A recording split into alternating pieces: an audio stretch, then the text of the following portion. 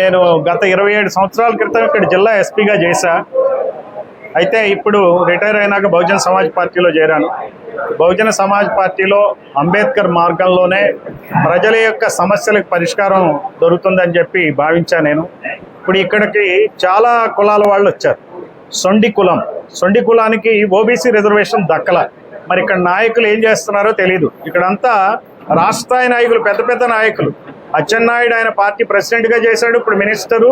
వాళ్ళ ఎర్రంనాయుడు గారి అబ్బాయి రామ్మోహన్ నాయుడు ఏమో యూనియన్ మినిస్టర్. మరి ఆయన ఏం చేస్తున్నాడు దీని మీద? మొన్నటిదాకా మినిస్టర్గా ఉన్నటువంటి ధర్మాన ప్రసాదరావు ఆయన ఏం చేశాడు అంటే వీళ్ళు ఇక్కడ ఏం పని చేయరు.